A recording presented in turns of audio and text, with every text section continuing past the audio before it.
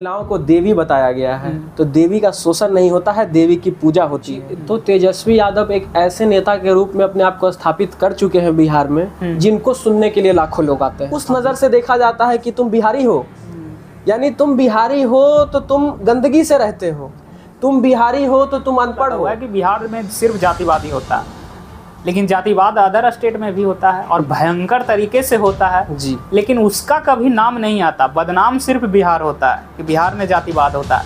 आप उत्तर प्रदेश ले लीजिए, जातिवाद चरम सीमा पे रहती है और इतना खतरनाक वहाँ पे जातिवाद है। आप हरियाणा ले लीजिए, आप पीछे हो, मजबूत व्यक्ति का कंधा कोई नहीं पकड़ता है और गरीब की गिरेबान सब पकड़ते हैं। बिल्कुल। तो बिहार पिछड़ा है, इसलिए गलतियां दिखाई जाती हैं। तेजस्वी यादव युवा हैं और मेरी शुभकामनाएं उनके साथ है।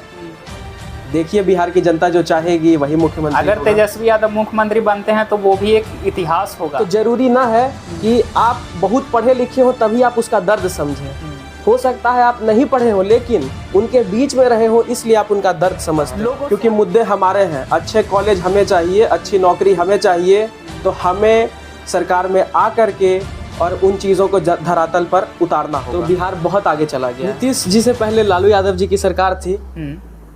जिस वक्त उनकी सरकार बनी तो मुझे लगता है जातिवाद अपने चरम पर था और जो छोटी जाति के लोग, नीतीश जी से मैं काफ़ी प्रभावित। बंगाल के जो लोग हैं वो इतने प्यारे और इतने अच्छे हैं कि आपको कभी महसूस नहीं होने से बेहतर राजनीति कहीं नहीं होती है।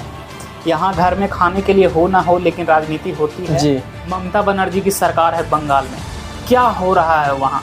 आगजनी हो रहे हैं, दंगे हो रहे हैं। आप सरकार में हैं, प्रधानमंत्री आप हैं, गृह मंत्रालय आपके पास है, रक्षा मंत्रालय आपके पास है, आपको और क्या पावर चाहिए? बाई चांस भगवान न करे बंगाल में आतंकवादी हमला करती है तो क्या मोदी सरकार या फिर अमित शाह क्या दिखाएंगे दुनिया को कि देखिए मेरा वहाँ पे सरकार बनाइए, हम वहाँ पे कार्रवाई करेंगे। और नहीं तो ममता बनर्जी है, ये देखिए आतंकवादी हमला करवा। प्रधानमंत्री मोदी को फॉलो करते हैं जी, देश के प्रधानमंत्री हैं, उनको फॉलो करना बनता है। बीजेपी आज तक सरकार में नहीं आई थी, पूर्ण बहुमत से सरकार में आई। एक बार नहीं, दो बार नहीं, तीसरी बार आई, लेकिन तीसरी बार बहुमत से नहीं आई। राहुल गांधी इतने सालों से मेहनत कर रहे हैं प्रधानमंत्री के लिए, आप बोल रहे हैं कि मोदी जी के बाद योगी जी को बनना चाहिए प्रधानमंत्री, फिर राहुल गांधी कहाँ जाएंगे? क्वेश्चन कर सकते हैं आपको कि आपकी शादी हो गई है, आप किस महिला के साथ यहाँ घूम रहे हो, किस महिला के साथ मूवी देख रहे हो? यह सवाल आपकी पत्नी से भी हो सकता है। बिल्कुल। ये सवाल आपकी बहन से भी हो सकता है कि तुम इसकी बहन हो, तुम इस लड़के के साथ यहाँ क्या कर रहे हो? योगी जी के बारे में आपने बोला कि योगी जी परिवार को छोड़कर राजनीति में आए हैं। राहुल गांधी परिवार को बलिदान देकर राजनीति में आए हैं। उनके पिताजी राजीव गांधी उनका बलिदान दिए, इंदिरा गांधी दादी बलिदान दिए। क्या वो हिंदू राष्ट्र सभी को आज़ादी देगा, हर धर्म को रहने की आज़ादी देगा? बिल्कुल। हर भाषा में बात करने की आज़ादी देगा? क्या हमारे संविधान को उसी तरीके से, हमारे न्याय व्यवस्था को उसी तरीके से काम करने की आज़ादी देगा? द बिहारी टॉक एपिसोड 3 के आज हमारे साथ गेस्ट हैं। वो एक ऐसे गेस्ट हैं जो पटना बिहार जैसे स्टेट में रहकर रोटी बैंक चलाते हैं और ये रोटी बैंक काम कैसे करती है आज सारा चीज़ अंकित जी से जानेंगे। तो अंकित जी, सबसे पहले कैसे हैं आप? मैं बहुत अच्छा हूँ रंजन जी, और आपके बिहारी टॉक के सभी दर्शकों का अभिवादन करता हूँ। जय श्री राम। जय श्री राम। तो अंकित जी, आप ये रोटी बैंक है क्या? ये रोटी बैंक श्री राम दल एक संस्था है, हाँ, जो माननीय बड़े भाई छोटू भैया के द्वारा बनाई गई संस्था है और उसके अंडर में ये रोटी बैंक चलता है गांधी मैदान गेट नंबर 1 पर विगत 6 वर्षों से, जहां गरीब लोगों को प्रत्येक रविवार को हम लोग खाना खिलाते हैं। और अभी रोटी बैंक के अध्यक्ष हमारे बड़े भाई विक्की भैया हैं। तो ये रोटी बैंक में खाने सबको मुफ्त मिलते हैं या फिर कुछ पैसे लगते हैं? कोई पैसा नहीं लगता है। इसके लिए एक बड़ी सी टीम है जो टीम आपस में पैसे का कलेक्शन करती है और उसके बाद उस पैसे से हम लोग रविवार को खाना बनवाते हैं और उसी खाने को गेट नंबर 1 के पास वितरित करते हैं। अच्छा, तो ये पैसे आप लोग खुद इकट्ठा करते हैं? हमारे दोस्तों में अगर किसी का जन्मदिन हुआ तो वो एक दिन का पूरा खर्च स्वयं उठा लिए। अच्छा। तो इस तरीके से। अंकित जी, आप रोटी बैंक से जुड़े हुए हैं और बोल रहे हैं कि उसमें किसी को पैसे नहीं देना होता है जी। लेकिन ये सारी चीज़ें मैनेज कैसे होती है, आप करते क्या हैं, कुछ अपने बारे में बताइए। जैसे पेशे से मैं सॉफ्टवेयर इंजीनियर हूँ, कोलकाता में पोस्टेड हूँ। और रही बात रोटी बैंक की, हाँ। तो रोटी बैंक संस्था काफ़ी अच्छे से हम लोग मैनेज कर रहे हैं। ये पूरी तरह से पारदर्शी है। जितने भी संगठन में लोग हैं जो रोटी बैंक को चलाते हैं, उनके बीच में जितना भी पैसा आता है, उसमें जो पैसा खर्च होता है या जो पैसा बच जाता है, सबका हिसाब ग्रुप में ही हम लोग सबको बताते हैं। अच्छा, ये सब का खर्चा का हिसाब रखे रहते पूरा हैं? हिसाब होता है, हर दिन का हिसाब होता है, एक एक रुपए का हिसाब होता है। और हर सदस्य को मालूम होता है कि आज के रविवार को हमारे रोटी बैंक में कितना खर्च हुआ है और उसमें कितना पैसा बच गया। तो सारा जानकारी सारे संगठन के सदस्यों को रहता है। तो आप लोग रोटी बैंक में जो खाना खिलाते हैं वो खाना कहीं पे बना करके खिलाते हैं या फिर बहुत सारे ऐसे संस्था हैं जो घर से खाना लेकर जाके खिलाते हैं, या फिर आप लोग जहाँ पे खिलाते हैं गांधी मैदान में जहाँ बता रहे हैं तो वहीं पे खाना बनता है? नहीं, जब रोटी बैंक की शुरुआत हुई थी 6 वर्ष पहले, उस वक्त हम लोग स्वयं बना करके भोजन वितरित करते थे, क्योंकि उस समय ज़रूरतमंदों की संख्या काफ़ी कम थी। धीरे धीरे जब रोटी बैंक के बारे में पटना में हर जगह प्रचार हुआ तो हम लोगों ने सोचा कि क्यों ना एक अस्थायी जगह बना करके और रोटी बैंक को चलाया जाए। तो हमने चिन्हित किया गांधी मैदान पटना, गेट नंबर 1, क्योंकि वह पटना की सबसे मुख्य जगह है। तो वहाँ पे हम लोग रविवार के दिन सभी को बुलाते हैं और बैठा के प्रेम से खिलाते हैं। रोटी होती है, साथ में सब्जी होता है और कुछ न कुछ मिठाई हम लोग रखते हैं। अच्छा, उसमें कुछ ना कुछ मिठाई जरूर होता है। तो लगभग में उसमें कितने लोग खा लेते होंगे? करीबन 250 से 300 लोग हर रविवार को भोजन प्राप्त करते होते हैं, लेकिन हम लोग अपने परिवार का सदस्य मान के उनको खिलाते हैं और वो लोग बड़े प्रेम से हम लोग को सब पहचानते हैं, अपना परिवार का सदस्य मानते हैं, इंतजार करते हैं रविवार के दिन हमारा। अच्छा, रोटी बैंक से तो आप जुड़े हुए हैं, बहुत अच्छा काम कर रहे हैं। आप लोगों की वजह से बहुत सारे लोग भूखे जो रहते हैं, सड़क के किनारे रहते हैं, उन लोगों को खाना मिल रहा है। ये सारी चीज़ तो सही है, बहुत लोग कर रहे हैं। लेकिन आप जब एक सोशल वर्कर होते हैं तो बहुत चीज़ें करना पड़ता है।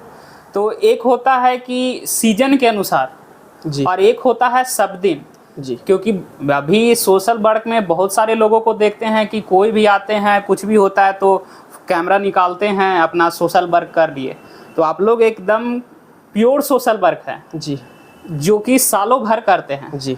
तो आप लोग क्या क्या काम करते हैं सोशल वर्क में?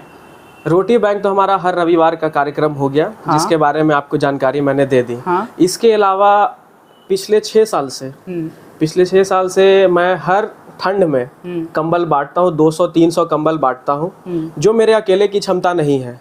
उसके लिए मेरे कई साथी हैं जो अभी जॉब कर रहे हैं अलग अलग क्षेत्र में, तो वो पैसा भेजते हैं, उसी पैसे से मैं हर साल कंबल बांटता हूँ 200-300 लोगों को। पढ़ाई कहाँ से हुई आपकी? मैंने पढ़ाई कोलकाता से ही किया था, टेक्नो इंडिया कॉलेज है सॉल्ट लेक सेक्टर 5 में, तो वहीं से मेरी पढ़ाई भी हुई। घर पटना में, आप रहने वाले बिहार के, और जॉब पढ़ाई भी कोलकाता में और जॉब भी कोलकाता में। क्या कारण है कि आपको कोलकाता में ही रहकर पढ़ाई भी किए और जॉब भी कर रहे हैं? बिहार से क्या बिहार में जॉब नहीं मिल रहा है? यहाँ पे तो सरकारें जॉब बांट रही है लाखों लाख। बिहार में प्राइवेट सेक्टर में अपॉर्चुनिटीज़ बहुत कम है मेरे हिसाब से।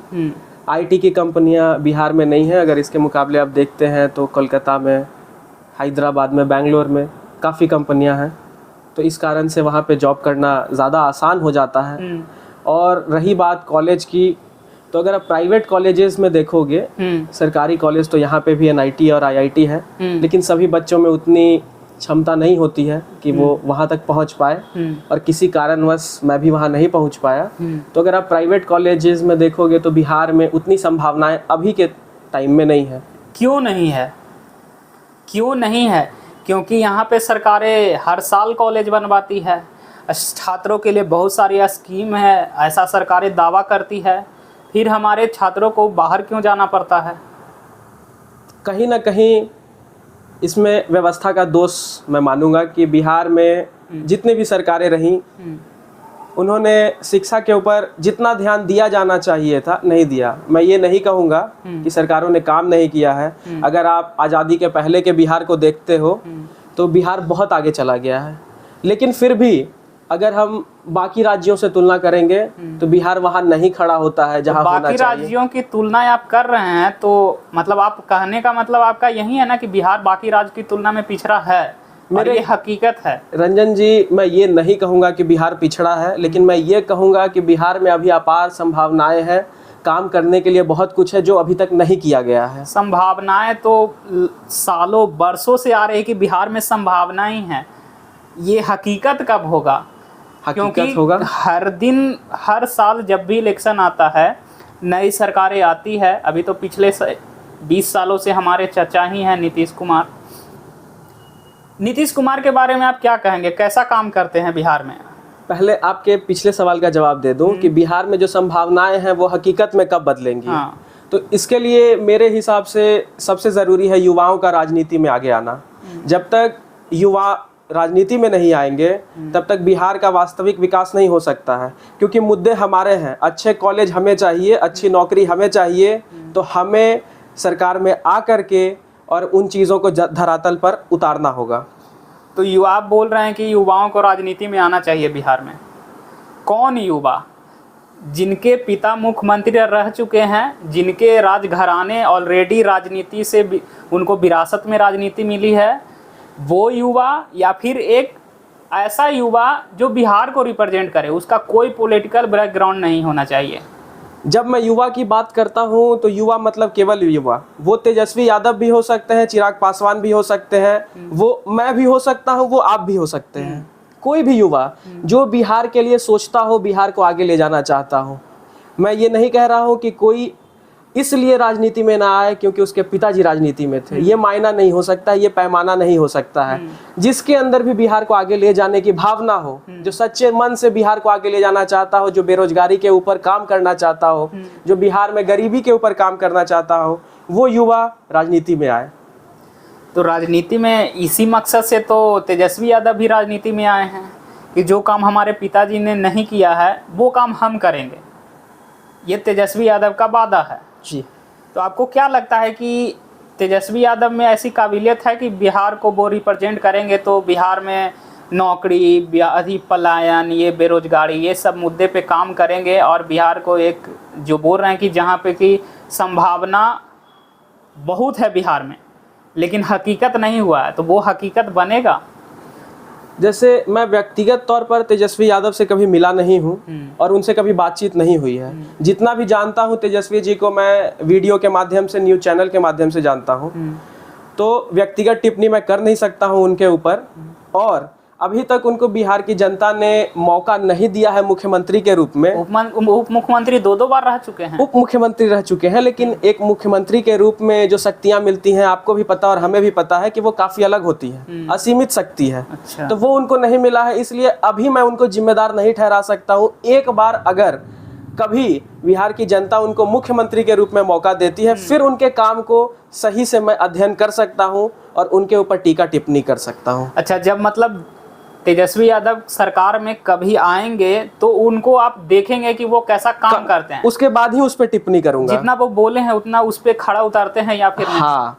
लेकिन एक चीज है, बिहार का इतिहास है कि कोई भी उप मुख्यमंत्री आज तक बिहार का मुख्यमंत्री नहीं बना है। अब तेजस्वी यादव युवा हैं और मेरी शुभकामनाएं उनके साथ है।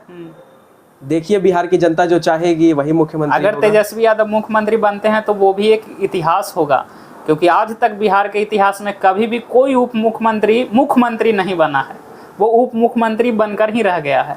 मैं तो बस शुभकामनाएं दे सकता हूँ। और एक और युवा हैं, बहुत सारे अभी पॉलिटिकल युवा हैं बिहार में जो राजनीति में आए हैं।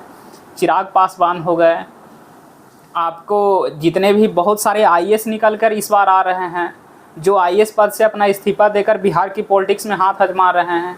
आपको क्या लगता है कि ऐसे लोगों को आने से बिहार की पॉलिटिकल मतलब कुछ नया चीज़ हो रहा है या फिर जात पात की वही राजनीति रहेगी? देखिए, अच्छा तो हो रहा है। पहले बिहार की जनता कहती थी कि हमारे पास मौका नहीं है, मेरे पास अच्छे कैंडिडेट्स नहीं है, ऑप्शन नहीं है, कैंडिडेट्स नहीं है। लेकिन आज आप देखें, आनंद मिश्रा को देखिए, पढ़े लिखे आईएएस ऑफिसर रह चुके हैं। आप शिवदीप लांडे को देखिए, वो भी राजनीति में बिहार को ही चुने हैं, वो रहने वाले महाराष्ट्र के हैं। विकास वैभव जी को भी मैं देख रहा हूँ, ये influence Bihar let's inspire Bihar. हाँ। उनकी एक संस्था है जिसके माध्यम से वो बिहार को जगाने का प्रयास कर रहे हैं। तीनों बिहार में इस बार इलेक्शन लड़ने वाले हैं। हाँ। तो क्या लगता है कि इन लोगों को आने से ये जो विरासत में जिनको राजनीति मिली है उनको समस्या होगी, या फिर उन लोगों को समस्या होगी कि उन लोगों के पास इतना नॉलेज, डिग्री, हर चीज़, एक IAS IPS रह चुके हैं, उनसे बेहतर किसी स्टेट को कौन चला सकता है? तो उन लोगों को अगर जिताएंगे तो शायद बहुत अच्छा काम करेंगे, और बिहार के लोगों को पास मौका भी है बहुत अच्छा, इससे अच्छा मौका नहीं मिल सकता है। तो क्या लगता है कि बिहार की जिस तरीके से स्थिति है, ऐसे लोगों को चुनेगी, ऑप्शन में रखेगी, या फिर वहीं पुराने तरीके? मैं आपकी बातों से पूर्णतः सहमत नहीं हूँ। हाँ। सिर्फ राजनीति में आना और उसका चुना जाना, उस व्यक्ति का चुना जाना, इस बात पर निर्भर नहीं हो सकता है कि वह एक IAS था या डॉक्टर था या इंजीनियर था। इसलिए क्योंकि राजनीति में आने के बाद आप जो सबसे निचले पायदान पर खड़ा व्यक्ति है उसके विकास के लिए भी काम करते हैं, जहाँ तक विकास नहीं पहुँचा है। हाँ। तो जरूरी ना है कि आप बहुत पढ़े लिखे हो तभी आप उसका दर्द समझें। हो सकता है आप नहीं पढ़े हो लेकिन उनके बीच में रहे हो, इसलिए आप उनका दर्द समझते हो। लोगों से आप कनेक्ट कितना कर पाते हैं, वो भी निचले पायदान के लोगों के पास, क्योंकि हवाई बातें तो करने वाले, उसके बिना तो पॉलिटिक्स होती नहीं है। लेकिन पढ़े लिखे लोग राजनीति में आ रहे हैं। विकास वैभव सर आ रहे हैं, आनंद मिश्रा सर आ रहे हैं, शिवदीप लांडे सर आ रहे हैं। मैं हृदय की गहराइयों से उनको बधाई दूंगा और बिहार की जनता से भी अपील करूंगा कि आप उनको जिताएं, मौका दे एक पढ़े लिखे इंसान को बिहार की राजनीति में अपना वर्चस्व बनाने का। बिहार में पिछले 40 सालों से लगभग नीतीश और लालू यादव की सरकार है। जी बिल्कुल। बिहार के बाहरी लोग हैं जो बहुत लोग देखते हैं, बहुत लोग सोशल मीडिया पे बिहार पे मीम्स भी बनाते हैं, आप भी देखते होंगे कि बिहार ऐसा है, पिछड़ा है, वहाँ कुछ नहीं है, सड़कें नहीं है, वहाँ पे सिनेमा हॉल नहीं है। यहाँ तक बहुत लोग, बिहार में सिनेमा हॉल भी है, चौक जाते हैं बहुत सारे लोग। क्या लगता है आपको कि बिहार में लालू नीतीश ने काम किया है या फिर नहीं? वो बिहार वहीं घिसा पीटा तरीका से आ रहा है और बाहरी लोग जो बोल रहे हैं वो सही बोल रहे हैं बिहार के बारे में? नीतीश जी से पहले लालू यादव जी की सरकार थी। जिस वक्त उनकी सरकार बनी तो मुझे लगता है जातिवाद अपने चरम पर था और जो छोटी जाति के लोग होते थे, मेरे हिसाब से कोई जाति छोटी नहीं होती है, लेकिन एक आप जब बिहार के पर्सपेक्टिव में बात करते हो तो जाति व्यवस्था है बिहार में। तो जो छोटी जातियां होती थी उनके ऊपर काफ़ी जुल्म ढाया जाता था। हम लोगों को भी याद है कि हमारे गांव में हम देखते थे कि जो छोटी जाति के लोग हैं जो हमारे खेतों में काम करते थे वो कभी बैठते नहीं थे हमारे सामने, वो जमीन पर बैठते थे। तो एक भेदभाव का समय था वो, लेकिन लालू जी ने उन गरीबों को आवाज़ देने का काम किया। तो इस चीज़ के लिए मैं लालू जी को मानता हूँ कि उन्होंने नीची जातियों को आगे बढ़ाने का काम किया। लेकिन नीतीश जी से मैं काफ़ी प्रभावित हूँ। उन्होंने शिक्षा के ऊपर काम किया, उन्होंने अच्छे अच्छे अस्पताल बनवाए, आंगनबाड़ियाँ बनवाई, स्कूल बनवाए। महिलाओं को आज अगर आप देखते हैं तो बिहार पुलिस में जितनी महिलाएं हैं पूरे भारत में किसी भी राज्य में उतनी महिला पुलिस नहीं है। तो ये नीतीश कुमार की उपलब्धि है।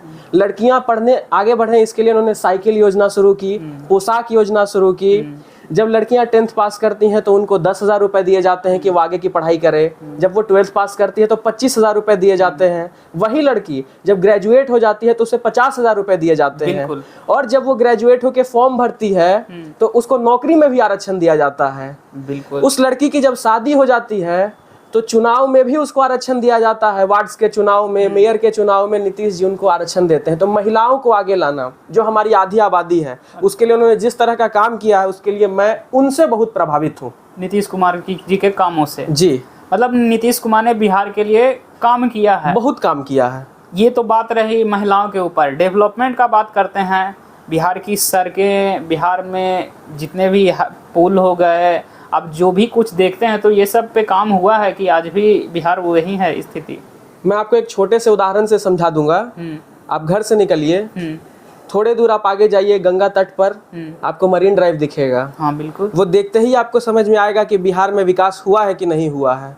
आप वहाँ से निकलिए, नए वाले म्यूजियम जाइए, आप देखिए विकास हुआ है कि नहीं हुआ है। तो आप नीतीश कुमार के विकास के ऊपर प्रश्न चिन्ह नहीं लगा सकते हैं। मतलब नीतीश कुमार ने बिहार के लिए सच में काम किया है। नहीं किया होता तो ऐसे ही वो विकास पुरुष न कहलाते, नहीं किया होता तो ऐसे ही वो पूरे विपक्षी दलों के नेता न हो जाते प्रधानमंत्री पद के लिए। मतलब नीतीश कुमार को जो विकास पुरुष का टैग मिला है वो बिल्कुल सही मिला, बिल्कुल सही मिला है। लेकिन अभी का जो स्थिति है वो नीतीश कुमार की अपोजिशन पार्टियां उन पे इतना ज़्यादा टारगेट करती है कि उनको एक तरह से के मतलब मानसिक रोगी घोषित कर चुका है। उसको नॉर्मल भाषा में आप पागल भी बोल सकते हैं कि नीतीश कुमार अब उनकी मानसिक स्थिति सही नहीं रही। ये बिहार की पॉलिटिकल की अभी स्थिति है।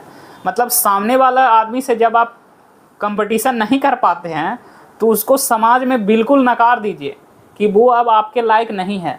तो क्या नीतीश कुमार के पास अभी मौका है या फिर किसी दूसरे को बिहार चलाना चाहिए?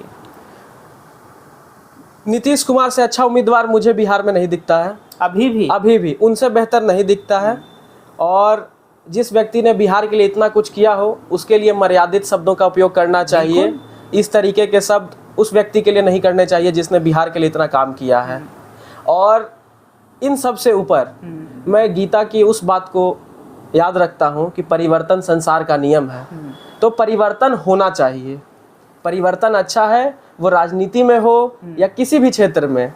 नई पार्टी आए, उसको भी मौका मिले, वो भी काम करे। क्योंकि हो सकता है एक सरकार कुछ चीज़ों को देख पा रही हो, कुछ परेशानियों को न देख पा रही हो, और दूसरी पार्टी जब सरकार में आए तो वो उन चीज़ों को देखे, उन विकास को करे जो आज तक जो क्षेत्र, जो लोग विकास से वंचित रह गए।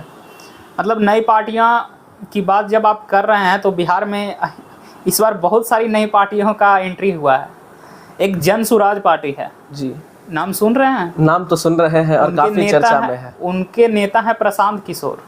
प्रशांत किशोर जी से मेरी मुलाकात भी हुई। गांधी मैदान में ही एक दिन हम लोग रोटी बैंक चला रहे थे। हाँ। और उसी समय उनका छात्रों का बीपीएससी से जुड़ा हुआ आंदोलन चल रहा था। हाँ। तो वहाँ पे हम लोग गए, उनसे मिले, बातचीत हुई, काफ़ी अच्छी बातचीत हुई। और उन्होंने कहा कि हम लोग साथ में मिलकर बिहार को आगे ले जाएं। आप भी युवा हैं, हम लोग भी युवा हैं, आप भी समाज में भोजन कराने का काम कर रहे हैं, अन्नदान कर रहे हैं, और हम लोग छात्रों की आवाज़ को उठा रहे हैं। तो किसी दिन हम लोग ज़रूर साथ में मिलकर करें इस सेवा के कार्य को। तो अच्छा लगा जब कोई व्यक्ति इस तरीके से आपके सामने आशा के साथ बातें करता है तो आपको बेहतर लगता है। प्रशांत किशोर का बिहार में अभी फिलहाल जो बैकग्राउंड तैयार कर रहे हैं वो क्या लगता है? उनका तो दावा है कि हम बहुमत से सरकार बनाएंगे, लेकिन बिहार में जो स्थिति होती है अंतिम में आकर जाति पे अटक जाती है। सही बात है। प्रशांत किशोर जिस जाति से आते हैं उस जाति की संख्या बिहार में मात्र 2% है जी। 2 से 2.5% है, लेकिन उनका बात करने का तरीका, बहुत सारे चीज़ों से बहुत लोग प्रभावित हो रहे हैं जो उनके कास्ट के नहीं हैं। तो प्रशांत किशोर जिस मकसद से बिहार में एंट्री लिए हैं उस मकसद से उनको बिहार की जनता चुन सकती है या फिर अंतिम में वो अपने जात के पे ही आ जाएगी? प्रशांत किशोर एक अच्छे उम्मीदवार तो हैं, इसमें किसी को शक नहीं है। जिस तरीके से वो बिहार में युवाओं के रोजगार की बात उठाते हैं, शिक्षा की बात उठाते हैं, बिहार में इलाज नहीं मिलता है, लोगों को इलाज कराने के लिए बाहर जाना पड़ता है, बिहार के बच्चे मजदूर बन के बाहर जाते हैं। तो इस तरीके के सवाल जब वो उठाते हैं तो कहीं ना कहीं मैं एक युवा हूँ और मैं अपने आप को उनसे जोड़ पाता हूँ। उन परेशानियों को वो देख रहे हैं या उन मुद्दों को उठा रहे हैं जिस परेशानी को मैंने जब कलकत्ता में गया पढ़ाई की तो मैंने देखा कैसे बिहार के लड़कों को उपेक्षित किया जाता है। अच्छा। उस नज़र से देखा जाता है कि तुम बिहारी हो, यानी तुम बिहारी हो तो तुम गंदगी से रहते हो, तुम बिहारी हो तो तुम अनपढ़ हो। ये चीज़ें जब मैं बाहर गया नौकरी के लिए, पढ़ाई के लिए, तो मैंने देखा कि बिहारियों को एक उपेक्षा की नज़र से देखा जाता है। रहने और खाने पीने का ढंग नहीं है, हाँ, पहनने का ढंग नहीं है। आज बिहार में विकास हो चुका है, लेकिन कहीं ना कहीं अन्य राज्यों को लगता है कि बिहार अभी भी उस 90 के दशक में है जहां अपराध चरम पर था और आज भी बिहार में कुछ उपलब्ध नहीं है। तो उनसे हम लोग रिक्वेस्ट करना चाहते हैं युवा होने के नाते कि एक बार आपको जब बिहार आने का मौका मिले, मोदी जी के ट्रेन से ही आ जाइए। आप वंदे भारत इतने अच्छे अच्छे ट्रेन चला दिए हैं, वो बिहार में भी चलती है और बिल्कुल सही तरीके से चलती है वंदे भारत। आप लोग बिहार आकर देख लीजिए, उसके बाद आप बिहार के बारे में बातें करिए कि बिहार कैसा है। बिल्कुल। और बिहार में राजनीति में जो समस्या है जिसके बारे में आपने चर्चा की, जातिवाद, ये हमारे बिहार की सबसे बड़ी समस्या है। युवा होने के नाते हमें देश के विकास में लगना चाहिए, हमें जाति के बंधनों में नहीं बंधना चाहिए। बिहार पहले ही बहुत पीछे जा चुका है, धीरे धीरे हम लोग आगे की ओर बढ़ रहे हैं और जाति व्यवस्था हमें और पीछे ले जाएगी, आगे नहीं ले जाएगी। लेकिन मैं जब भोजपुरी गानों को देख रहा हूँ आजकल, तो जो भी लड़के भोजपुरी गाना गाते हैं वो अपनी जाति को लेकर गाने गाते हैं। तो ये सब चीज़ें और जातिवाद को बढ़ावा देती हैं और इससे बिहार का विकास कहीं नहीं होगा। भोजपुरी गाने से याद आया, भोजपुरी गाने सुनते हैं? थोड़ा बहुत सुन लेता हूँ। तो किसके गाने अच्छे लगते हैं अभी? मैं मुख्यतः लड़कों में अगर बात करूँ तो पवन सिंह और खेसारी लाल यादव के गाने सुनता हूँ और शिल्पी राज के गाने मैं सुनता हूँ। शिल्पी राज के भी गाने सुनते हैं। हाँ। और एक महिला है अनुपमा यादव, उनको मैंने तब जाना जब मेरी बहन की शादी थी बनारस में। तो अनुपमा यादव जी और शिव कुमार बिक्कू जी, ये 2 कलाकार हैं भोजपुरी के। वो हमारी बहन के शादी कार्यक्रम में हम लोगों के लिए कार्यक्रम प्रस्तुत करने आए थे, तो वहाँ उनसे जानकारी हुई, उनसे परिचय हुआ, तो उनके गाने मैं सुनता हूँ। अच्छा, लेकिन आप भोजपुरी के सबसे बड़े धुरंधर के, जो अभी के भोजपुरी के सबसे बड़े धुरंधर हैं, जातिवाद गानों के जन्मदाता जिनको कह सकते हैं, उनको आप नहीं सुन रहे हैं। मतलब आप अच्छे भोजपुरी गाने सुन रहे हैं।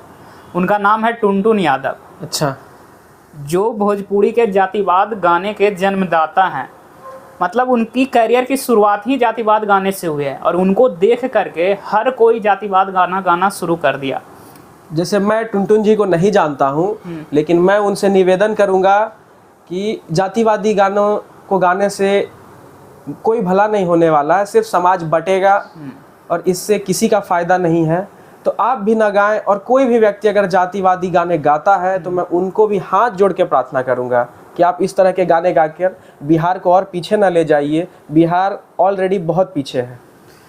जातिवाद भोजपुरी में है, जातिवाद बिहार में है, लेकिन हमें लगता है कि ये सिर्फ बिहार पे एक मार्क लगा हुआ है, लोगो लगा हुआ है कि बिहार में सिर्फ जातिवादी होता है।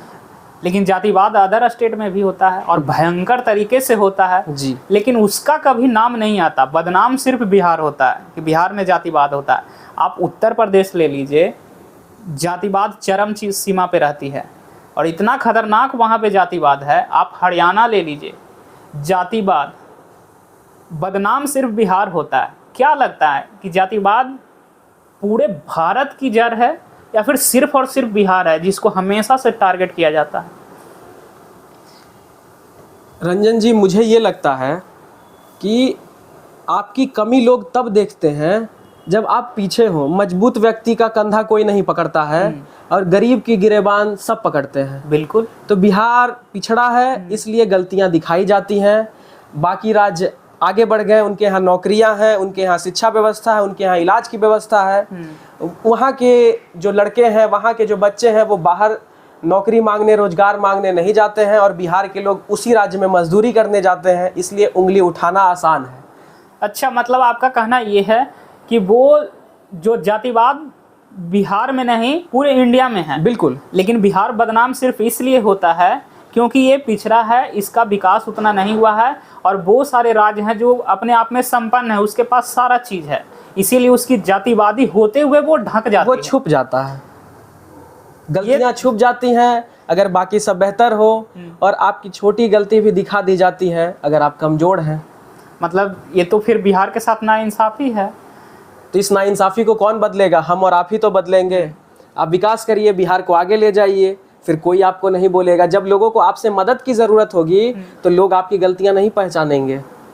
लेकिन आज बिहार को अन्य राज्यों से मदद की ज़रूरत होती है, इसलिए आपको सुनना पड़ता है। अंकित जी, आप कोलकाता से पढ़ाई किए हैं जी, कोलकाता में जॉब भी कर रहे हैं। अभी कोलकाता की क्या स्थिति है, कुछ अपडेट है? कलकत्ता की स्थिति तो अभी जब से वक्फ कानून आया है उसके बाद से मैं देख रहा हूँ कि थोड़ी अशांति है वहाँ पे। कोलकाता में अभी अशांति है, लेकिन आप वहाँ पे पढ़ाई किए हैं, वहाँ पे जॉब कर रहे हैं, तो अच्छे खासे टाइम बिता दिए होंगे कोलकाता। लगभग 8 साल से मैं कोलकाता 8 साल।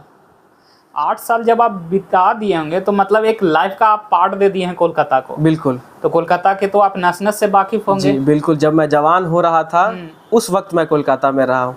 जब मैं 12th पास करके यहाँ से निकला तो एक स्टूडेंट था, और वहाँ से जब आप कॉलेज जाते हैं तब आप युवा अवस्था में होते हैं, आप चीज़ों को देखते हैं, दुनिया को समझते हैं, और जब आप नौकरी करते हैं, आप कुछ पैसे कमाते हैं, तो उस दुनिया को घूमते हैं, उस दुनिया को एक्सप्लोर करते हैं। तो उस वक्त मैं कोलकाता में था। उस वक्त से कोलकाता में हैं। हाँ।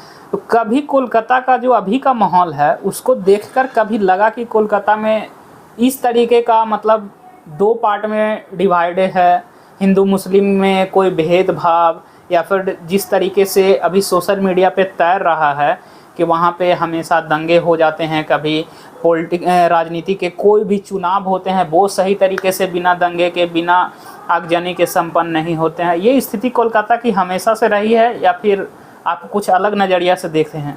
मेरा नज़रिया थोड़ा अलग है। जब मैं अपने कॉलेज में गया तब मैं पहली बार बिहार से बाहर निकला और मैं बंगाल गया।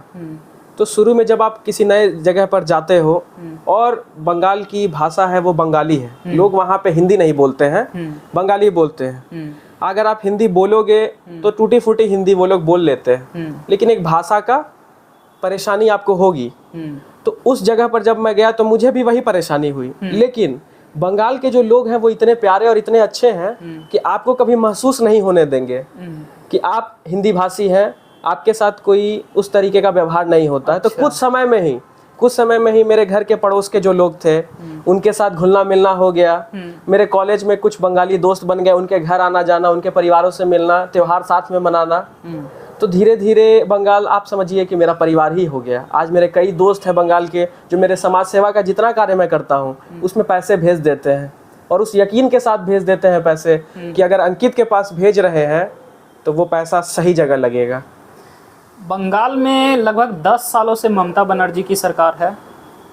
आप जब वहाँ पे पढ़ने गए होंगे उस समय भी शायद ममता बनर्जी की ही सरकार जी जी ममता जी की ही सरकार थी। तो वहाँ की सरकार का क्या रवैया रहता है आम लोगों के प्रति? रंजन जी, जैसे मैं जिस जगह पर कोलकाता में रहता था सेक्टर 5 में, वो कलकत्ता का सबसे अच्छा इलाका माना जाता है, या मैं कहूँगा कि पूरे पश्चिम बंगाल का सबसे अच्छा इलाका है। वहाँ व्यापारी रहते हैं, डॉक्टर रहते हैं, काफ़ी सज्जन लोग रहते हैं वहाँ पे।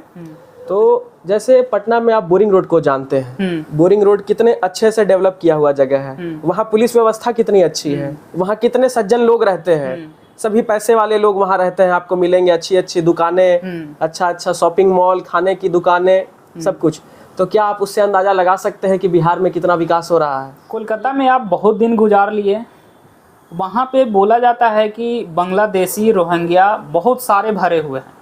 जब आप लोकल लोगों से मिलते होंगे तो कभी ऐसा फील हुआ कि सच में बांग्लादेश में अपने लोग नहीं हैं, यहाँ पे घुसपैठिए भरे हुए हैं, या फिर रोहिंग्या बाहरी लोगों से मिल रहे हैं? व्यक्तिगत तौर पर मैं कोलकाता में रहा हूँ तो मैंने इस समस्या को नहीं महसूस किया, क्योंकि मेरे जितने भी दोस्त थे वो वहाँ के लोकल ही थे, कॉलेज में पढ़ते थे, जो पड़ोस में थे वो घर बना के रहते थे, वो लोकल ही थे। लेकिन जब मैं न्यूज़ को देखता हूँ तो न्यूज़ से, समाचार पत्रों से पता चलता है कि ये समस्या बंगाल में ही नहीं पूरे देश में है।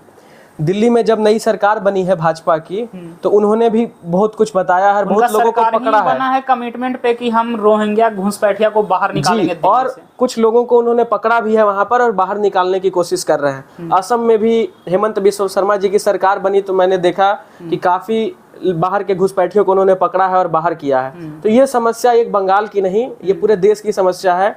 और घुसपैठियों से, इलीगल इमिग्रेंट से देश के किसी भी नागरिक को कोई संबंध नहीं होना चाहिए, और देश के लिए समस्या है।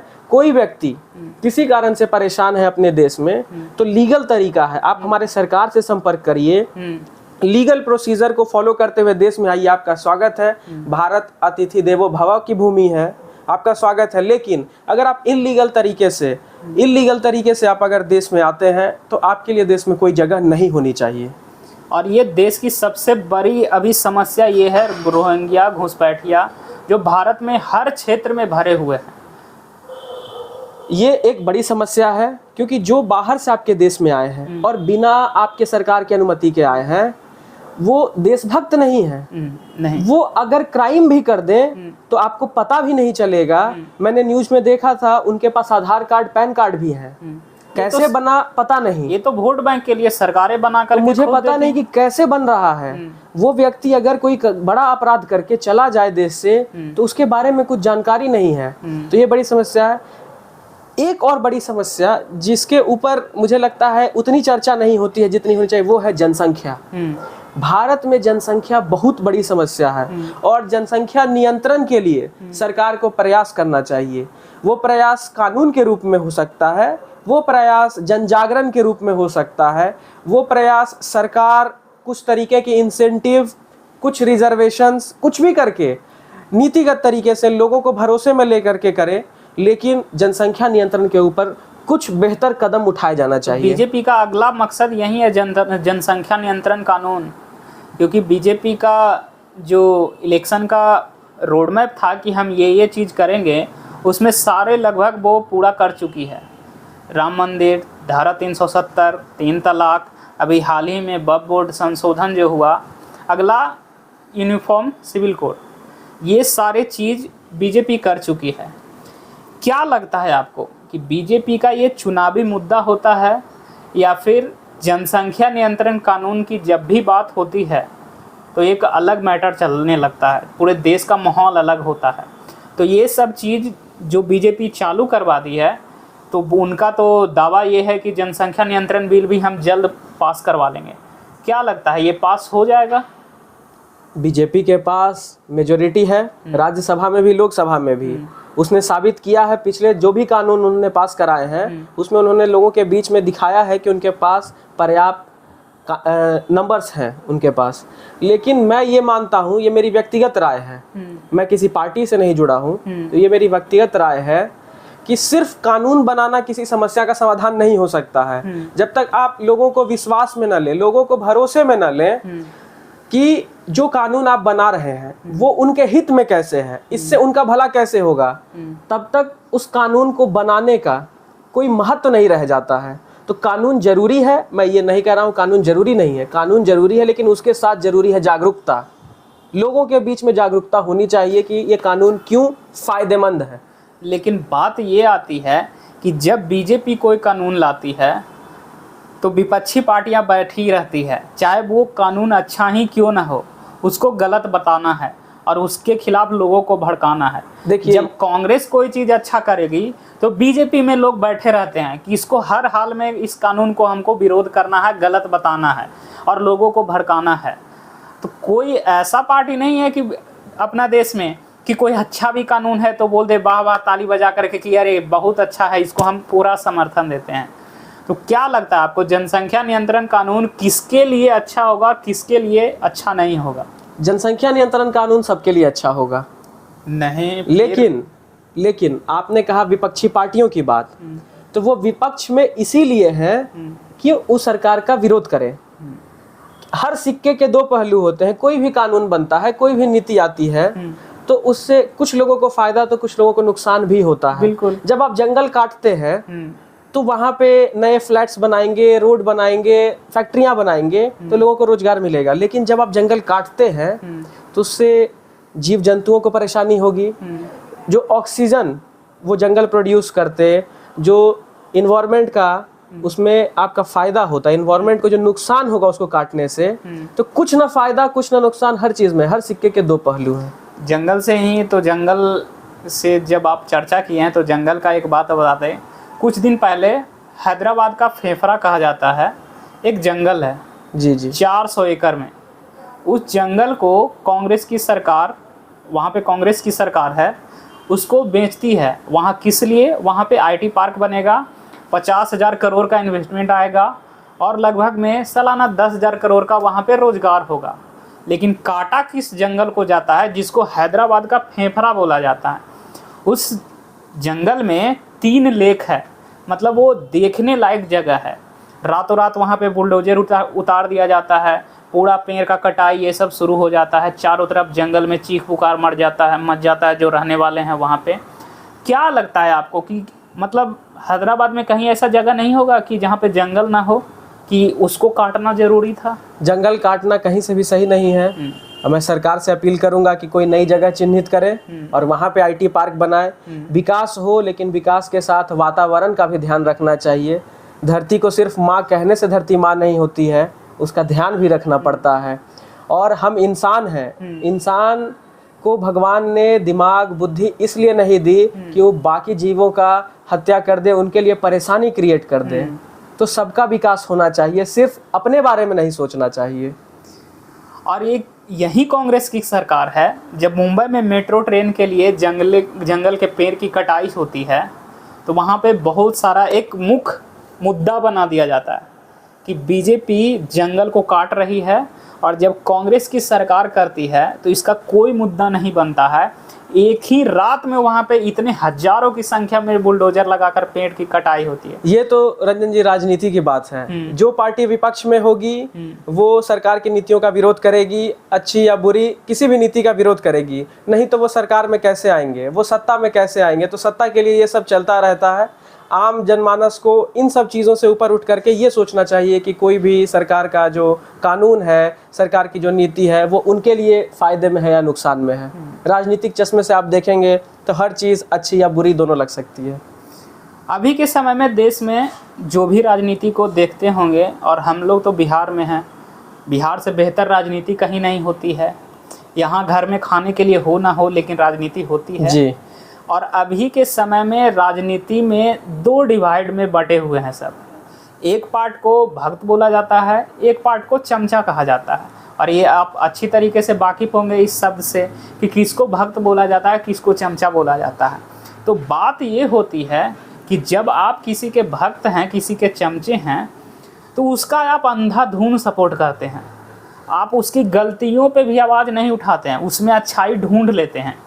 जैसे आप किसी नेता को सपोर्ट कर रहे हैं तो वो जब गलत भी बोलता है तो आप उसमें अच्छाई ढूंढ लेते हैं, और ये चीज़ बहुत चला हुआ है अभी उसको अच्छा बताने में। तो आप ये अपने सोसाइटी को बचा रहे हैं कि उस नेता को बचा रहे हैं, और हो ये रहा है कि उस चक्कर में नेता बिल्कुल सेफ हो रहा है, उसको कुछ बोलना ही नहीं पड़ता है। वो तो सामने वाला उसका आदमी बचा दे रहा है उसको कि अरे यार हम गलत कर रहे हैं तो हमको सफाई ही नहीं देना पड़ रहा है, ये तो मेरा भक्त और चमचा ही इसको समेट रहा है। ये चीज़ें होनी चाहिए, या फिर इसका विरोध होना चाहिए कि जब गलत हो तो गलत कहिए उसको, तभी तो आपके नेता सुधारेंगे उसको। मनुष्य में बुद्धि भगवान ने दी किस लिए? सही को सही और गलत को गलत पहचान करने के लिए और उसके लिए आवाज़ उठाने के लिए। तो नहीं हो रहा है ना, नहीं हो रहा है ना। जैसे अभी बंगाल में जो कुछ भी हो रहा है, या फिर देश में जितने भी मुद्दे होते हैं, बंगाल में ममता बनर्जी की सरकार है 10 सालों से। बीजेपी का ये फोकस है हमेशा से, जैसा कि देखते आ रहे हैं और सारी चीज़ आपके सामने भी है, कि उसका फोकस सिर्फ ये रहता है कि बंगाल को पूरे देश को दिखाना कि देखिए ममता बनर्जी की सरकार है बंगाल में, क्या हो रहा है वहाँ, आगजनी हो रहे हैं, दंगे हो रहे हैं। आप सरकार में हैं, प्रधानमंत्री आप हैं, गृह मंत्रालय आपके पास है, रक्षा मंत्रालय आपके पास है, आपको और क्या पावर चाहिए कि आप किसी देश के कोने में कुछ हिंसा हो रहा है उस पर आपका कंट्रोल नहीं हो सकता है। तो ये वोट बैंक की राजनीति होती है कि मर रहे हैं तो मरने दो, हम तो गद्दी पे हैं ही। डेमोक्रेसी है, प्रजातंत्र है, तो राजनीति तो चलती रहेगी। कोई सरकार में है, कोई विपक्ष में है, तो सरकार में आने के लिए वो करेगा ही। तो सरकार में आने के लिए आप हजारों हजार की जान मतलब ले लेंगे? मैं ये नहीं कह रहा हूँ, मैं कह रहा हूँ कि जो विरोध करते हैं वो सत्ता में आने के लिए विरोध करेंगे ही। अगर वही समर्थन करेंगे तो जनता उन्हें क्यों चुनेगी? उन्हें अगर खामियां दिखानी है। अगर सपोज मान लीजिए कि अगर बंगाल में होना नहीं चाहिए, अगर कोई आतंकवादी की घटना हो जाती है, देश का जितना भी टॉप पोस्ट है, प्रधानमंत्री, रक्षा मंत्रालय, गृह मंत्रालय, सारा चीज़ बीजेपी के कंट्रोल में है। अगर बाय चांस भगवान न करे बंगाल में आतंकवादी हमला करती है, तो क्या मोदी सरकार या फिर अमित शाह क्या दिखाएंगे दुनिया को कि देखिए मेरा वहाँ पे सरकार बनाइए, हम वहाँ पे कार्रवाई करेंगे, और नहीं तो ममता बनर्जी है, ये देखिए आतंकवादी हमला करवा दी। ममता बनर्जी की सरकार चुनी हुई सरकार है, तो जिस तरीके से लोग सोशल मीडिया पे भी कहते हैं प्रेसिडेंट रूल लगा देना चाहिए, तो इस तरीके से चीज़ें आप नहीं कर सकते हैं। एक डेमोक्रेसी है, उसमें कुछ नियम कानून है, लोग कोर्ट्स में जा सकते हैं, प्रेसिडेंट के पास जा सकते हैं, संसद है उसके लिए। तो इस तरीके से नहीं कहा जा सकता है कि प्रेसिडेंट रूल लगा। और बंगाल पे हमेशा आरोप लगता है कि वहाँ पे मुस्लिम की संख्या बहुत ज़्यादा बढ़ गई है, ममता बनर्जी को उसका सपोर्ट मिलता है और ममता बनर्जी खुलेआम समर्थन करती हैं उन लोगों का। लेकिन बंगाल में 70% हिंदू हैं, 70-75% हिंदू हैं, वो लोग वोट नहीं देते हैं। उन लोगों ने भी तो ममता बनर्जी को ही चुना होगा, तभी तो उनकी सरकार बनी होगी। मेरे हिसाब से देश की जनता को चुनाव आयोग पर भरोसा करना चाहिए। ऐसा नहीं होना चाहिए कि कहीं किसी की सरकार बनी तो ईवीएम में घोटाला था, कहीं किसी की सरकार बनी तो ईवीएम अच्छा था। ये वही बात हो गई। अगर वही पब्लिक उसी चुनाव आयोग के अंदर दिल्ली में बीजेपी की सरकार बना रही है, बंगाल में ममता बनर्जी की सरकार बना रही है, यूपी में योगी जी की सरकार बना रही है, तो भरोसा तीनों पर करिए। नहीं, दिल्ली और यूपी वाला ईवीएम हैक हो गया है और बंगाल वाला ईवीएम हैक नहीं हुआ है। अगर आप मुझसे पूछिएगा, मैं सरकार में नहीं हूँ ना विपक्ष में हूँ, तो मुझे चुनाव आयोग पर भरोसा है। बिल्कुल करना चाहिए। जब आप प्रजातंत्र में जी रहे हैं, लोकतंत्र में आपका अधिकार है, ईवीएम से सालों से वोट पड़ता आ रहा है, आप देते भी हैं, आप जीतते भी हैं, जश्न भी मनाते हैं, लेकिन जब हार जाते हैं तो सारा दोष ईवीएम पे चला जाता है। और ईवीएम हैक तब से शुरू हुआ जब से बीजेपी की सरकार आई। तो बीजेपी की सरकार आई तो ईवीएम हैक होना शुरू हो गया। सबसे अजीब हमको यही प्रश्न लगता है कि आप 60 साल से सरकार में थे, आपके पास इतना भी पावर नहीं आया कि आप ईवीएम हैक कर सकें। मतलब एक जिस पार्टी को कभी 2 सीट मिला था, वो इतनी ताकतवर आज हो गई कि ईवीएम हैक करना चालू कर दी। ईवीएम हैक वाली बातों से मैं सहमत नहीं हूं, क्योंकि ऐसा होता तो पूरे देश में सिर्फ बीजेपी की सरकार होती। बिल्कुल, हर जगह अलग अलग राज्यों में, अगर आप दक्षिण की तरफ जाते हैं तो बीजेपी है ही नहीं। क्यों नहीं है? वहाँ भी तो, और बीजेपी सबसे ज़्यादा पावर वहीं पे लगाती है इलेक्शन जीतने के लिए। हिंदी भाषी क्षेत्रों में बीजेपी एक तरह से जानती है कि यहाँ पे तो हमको सीट आएगा, लेकिन सबसे ज्यादा वो मेहनत साउथ में। और अगर आप झारखंड में जाओ, आप हैदराबाद के तरफ जाते हो, आप हिमाचल प्रदेश के तरफ जाते हो, तो कांग्रेस या कांग्रेस के गठबंधन की सरकारें हैं। तो वहाँ ईवीएम पे सवाल उठाना मेरे हिसाब से सही नहीं है। और वहाँ आप डंके की चोट पे बोलते हैं कि यहाँ हमको कोई हरा के दिखाए जी, वहाँ पे ईवीएम हैक नहीं होता। मैंने कहा ना आपसे रंजन जी, राजनीति की बातें हैं, पक्ष विपक्ष एक दूसरे पर आरोप प्रत्यारोप करता रहेगा। आम जनता को इन आरोप प्रत्यारोप में नहीं पड़ना चाहिए, न किसी का अंधभक्त होना चाहिए और न किसी का सपोर्ट करना चाहिए आंख बंद करके। हाँ, यही चीज खुले मन से जो सही है उसका साथ दीजिए, चाहे वो पक्ष में हो चाहे वो विपक्ष में हो। यही चीज अभी के युवाओं को सबसे ज्यादा जरूरत है। यही चीज के लिए हम आपको बोल रहे हैं। अंधाधुंध सपोर्ट किस चीज का? प्रधानमंत्री मोदी को फॉलो करते हैं जी, देश के प्रधानमंत्री हैं, उनको फॉलो करना बनता है।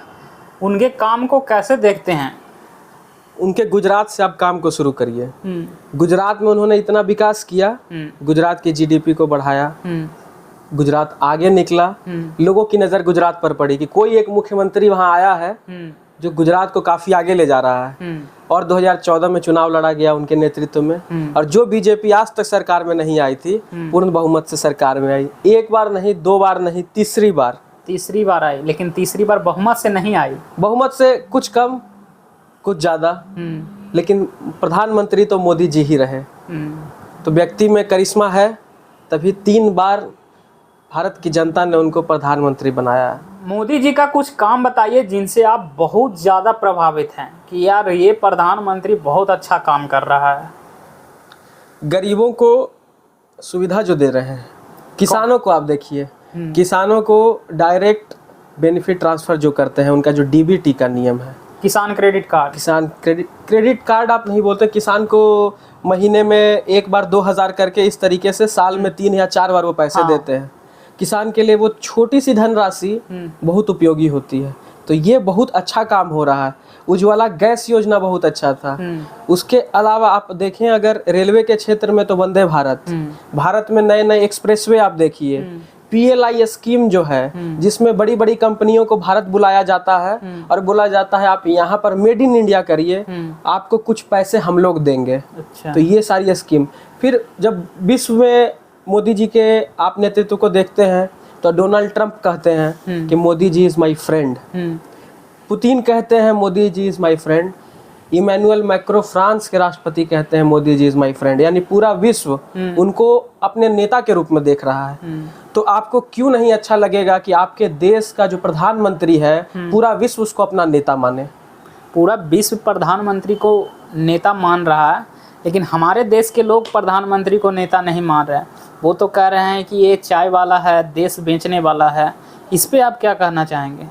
मैं यही कह सकता हूँ जो बात मैंने नीतीश जी के संदर्भ में कही कि जब किसी व्यक्ति ने आपके राष्ट्र के लिए अपना जीवन समर्पित किया हो तो भाषा में मर्यादा जरूर रखना चाहिए। वो हमारे देश के प्रधानमंत्री हैं, तो जो बात मैंने नीतीश जी के संदर्भ में कही वही उनके संदर्भ में भी रखूंगा कि आप किसी व्यक्ति के विरोधी हो सकते हैं, लेकिन जो आपके देश का प्रधानमंत्री है, जिसने आपके देश के लिए अनेकों काम किए हैं, विश्व में भारत को एक पहचान दिलाई है पिछले 11-12 साल के अपने प्रधानमंत्री के कार्यकाल में, उसे घृणा नहीं करनी चाहिए। भाषा का मर्यादा बनाए। आप विरोधी हो सकते हैं, विरोधी होना आपत्ति नहीं है। विरोधी होना आपत्ति नहीं है। मोदी जी ने देश के लिए बहुत ज़्यादा काम किया है, लेकिन मोदी जी की अब उम्र हो गई है। शायद मोदी जी ने रिटायरमेंट की घोषणा भी कर दिया था कि इस एज में आदमी को रिटायर हो जाना चाहिए, लेकिन मोदी जी खुद रिटायर नहीं हो रहे हैं। वो तीसरा टर्म भी शुरू कर चुके हैं। लेकिन मोदी जी के बाद आप किसको प्रधानमंत्री देखना चाहेंगे? अगर वर्तमान परिप्रेक्ष्य में भारत की मैं देखूं तो सभी राज्य के मुख्यमंत्रियों को मैं देखता हूं तो मुझे लगता है कि योगी आदित्यनाथ जी से बेहतर कोई नहीं है।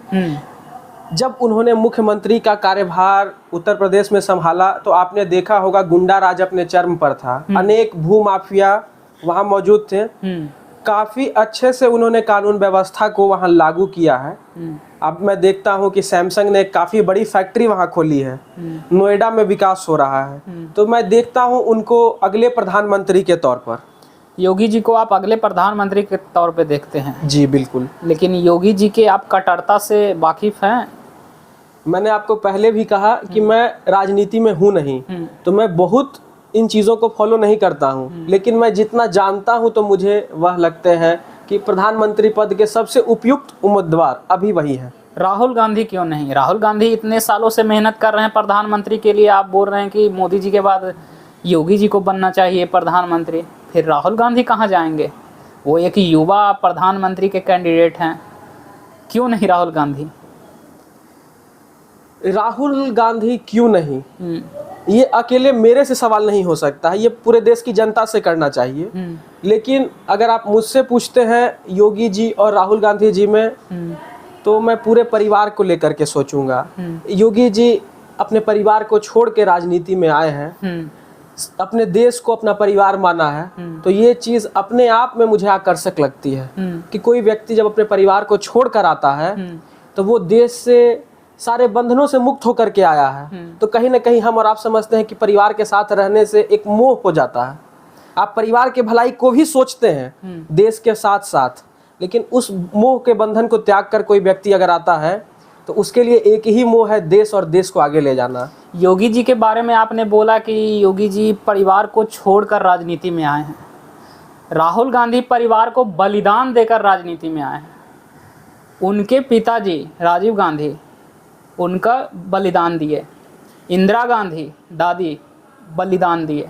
उनके परिवार की उपलब्धियों को मैं कम करके नहीं आंक रहा हूँ। न मैं ये कहता हूँ कि कांग्रेस के 70 साल के शासन काल में देश आगे नहीं बढ़ा।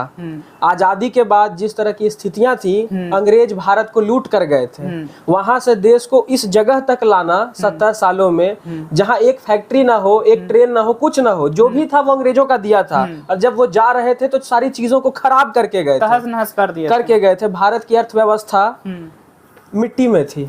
वहां से देश को बनाना, चाहे वह IIT हो, चाहे वो एम्स हो, हर चीज, चाहे वो एक फैक्ट्री हो, सब कुछ उस 70 साल में हुआ है। तो मैं उसको कम करके नहीं आंक रहा हूं। नहीं कम करना चाहिए, क्योंकि उस सरकार ने भी बहुत सारे काम किए हैं जिस पर ही आगे की सरकार आने वाली जो भी आगे बढ़ाई है।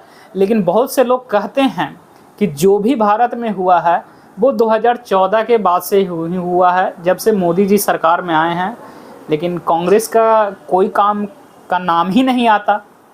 ये तो पक्ष विपक्ष की बात हो गई, लेकिन मुझे लगता है कि काम पहले भी हो रहा था, काम आज भी हो रहा है, लेकिन गति ज्यादा तेज है। हाँ, ये चीज आप बोल सकते हैं, गति तेज है। बड़े बड़े एक्सप्रेसवे जिस तेजी से बन रहे हैं, नए आईआईटी और एम्स जितनी तेजी से खुल रहे हैं, विदेशी कंपनियां जितनी तेजी से भारत में आ रही हैं, और विश्व से जो तालमेल है, भारत ऐसा नहीं दिख रहा है कि किसी एक देश के साथ और दूसरे देश के खिलाफ है। बिल्कुल, हर जगह भारत को मध्यस्थता के लिए बुलाया जाता है। तो ये परिस्थितियां आज के अनुकूल भारत में जो दिख रही हैं, ये पहले कम दिखाई पड़ता था। ये चीजें पहले नहीं दिखाई पड़ता था, लेकिन ये चीज भारत के लिए बहुत बेहतर है कि जिस देश से उसके पड़ोसी देश, उसके आसपास के देश दुश्मन हैं, उस देश का भारत दोस्त है। जी बिल्कुल। जिस देश से अभी यूक्रेन और ये रसिया ये सब में बाढ़ चल रहा है, लेकिन भारत दोनों का दोस्त है। जी, भारत दोनों का दोस्त है। और जब आप दोनों के मित्र होते हैं तो आपके पास एक नेगोशिएशन की पावर आ जाती है, क्योंकि दोनों देश आपसे बात करना चाहते हैं, आपसे अपने संबंधों का फायदा उठा करके चीजों को ठीक करना चाहते हैं। दुनिया आपकी तरफ निगाह लगा कर देखती है, आशा की निगाहों से दुनिया आपकी तरफ देखती है कि भारत वह देश है जो यूक्रेन और रसिया के युद्ध को रोक सकता है। भारत वह देश है जो इजराइल और ईरान के युद्ध को रोक सकता है। भारत वह देश है जो दुनिया को एक नई दिशा दिखा सकता है। भारत सब जगह का सब चीज रोक सकता है, सिर्फ बंगाल वाला नहीं रोक सकता है, दिल्ली का राइट्स नहीं रोक सकता है, केरल में हुआ नहीं रोक सकता है, यूपी में नहीं रोक सकता है, लेकिन दूसरे देश में रोक सकता है। ये विपक्षी पार्टियां की हमेशा से एक टारगेट रही है मोदी सरकार के लिए। तो क्या लगता है, मोदी सरकार ये सब चीज़ों पे भी काम करना चाहिए? रंजन जी, हमारा देश 150 करोड़ की आबादी वाला देश है। हमें ये समझना होगा, यहाँ इतने राज्य हैं, इतनी भाषाएं हैं, इतनी विविधता है, इसीलिए भारत को अनेकता में एकता वाला देश कहा जाता है। बिल्कुल। इस कारण विवाद होंगे, इसके कारण क्षेत्रवाद होगा, भाषा का विवाद होगा, कहीं जल का विवाद होगा, कहीं जमीन का विवाद होगा। लेकिन इस विवाद को लेकर के इतना तूल देने की आवश्यकता नहीं है कि भारत में ये कैसे हो रहा है, ये क्यों हो रहा है। बड़ा देश है, विविधताएं हैं, तो विवाद होगा। कानून है, कानून व्यवस्था को मजबूत करेंगे, पुलिस व्यवस्था को मजबूत करेंगे, न्याय व्यवस्था को मजबूत करिए, अच्छे अच्छे कानून बनाइए, विकास करिए, चीज़ें अपने आप ठीक हो जाएंगी।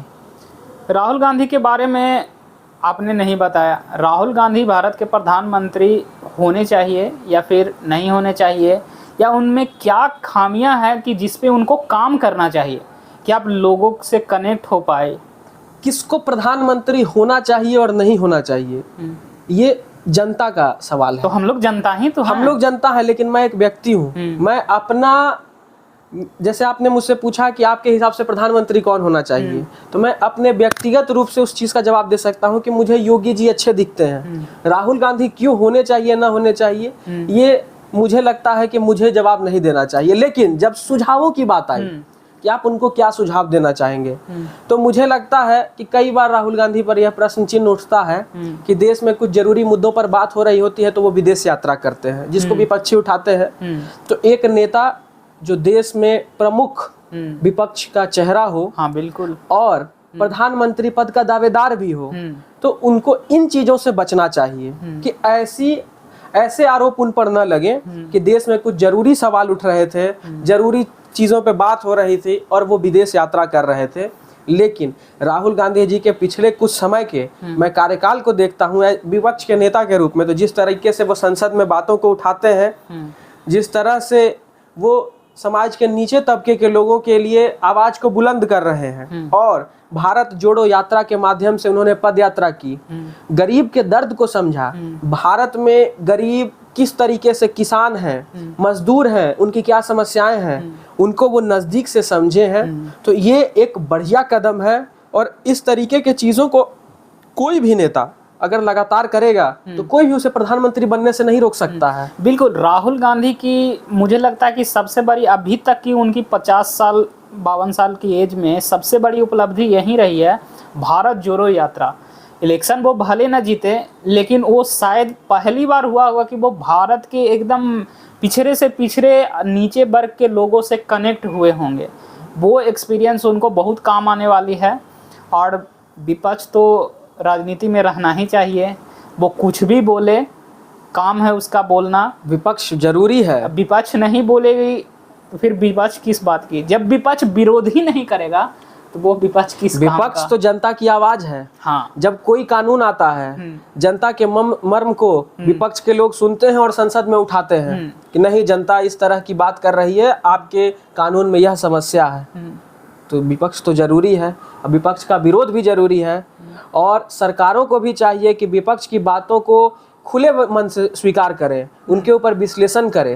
अभी जो कुछ हमारे समाज में चल रहा है, मेरठ में ड्रम वाला कांड हुआ जिसमें अपने हस्बैंड को काट कर ड्रम में सीमेंट डालकर जमा दिया। अभी लड़कियों को बहुत ज़्यादा, जो भी बोलिए, हर जगह से न्यूज़ आ रही है। अतुल सुभाष वाला केस हो गया।